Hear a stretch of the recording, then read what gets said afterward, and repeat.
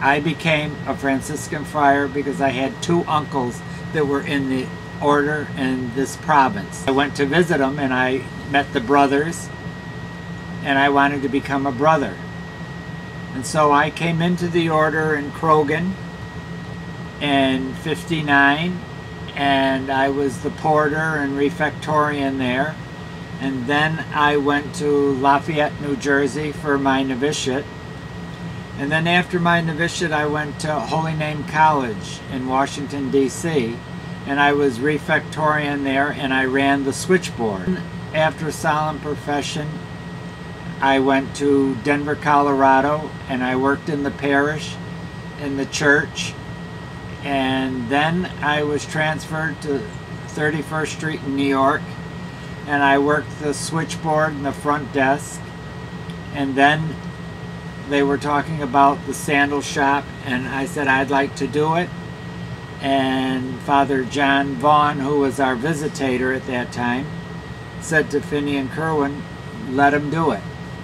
The sandal shop was reopened. It was in Rye Beach, New Hampshire, and it was closed. And so I went from New York up there, got the machinery put together, and then brought it to New York and opened my sandal shop there in '72. At my 37 years at 31st Street, I made about 1,500 pair of sandals. All the sandals were custom made. There were none on the shelf that they could just come in and pick the style they wanted. So I had to have their measurements, and they had to come in for fittings. A man that came to me, and he wanted me to make shoes for his llama. He had a llama in New York, and people would go up to it and he'd take their picture and charge them. And he wanted me to make sandals because there were glass on the streets of New York, and he didn't want his llama to get his foot cut, so he brought it down. But it was something that I couldn't do. My shop was busy.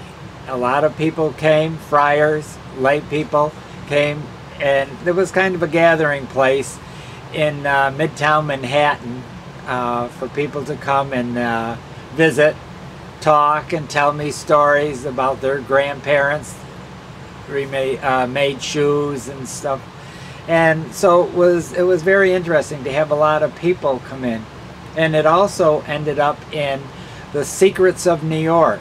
It was a book that was published of places that tourists didn't really know where to go. And so they came to my shop because it was in the book. And I sold sandals to some that were from England and Canada and different places. I kept the sandal shop open. It's still open. It's still going. And people are still getting sandals. I've made belts for the Carmelites. I've made belts for the Dominicans, both the friars and the cloistered nuns. And I've made bags, as you can see up here, my bags.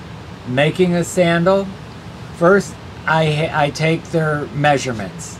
I have them come in, I take their measurements, draw their foot on a piece of paper, then I work from there. They tell me if they want open backs or closed backs. Then I cut out the patterns for those, and then I start sewing them, putting them together, and then I put them on a wooden last that you see right here. I put them on that, soak them, and mold them to this last. And this would be the size for their foot. And then I finish them off.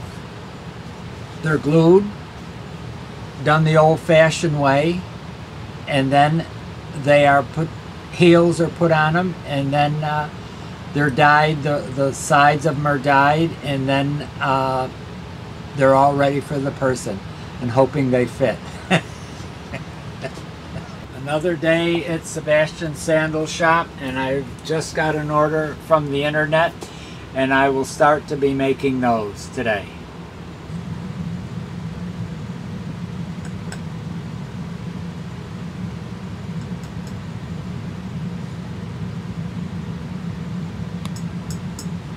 I was transferred after 37 years down here to Holy Name College.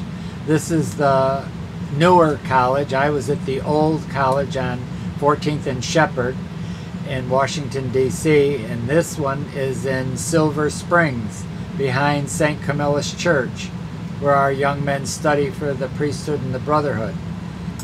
We're all finished now. This is all completed, and now we just wait for the person.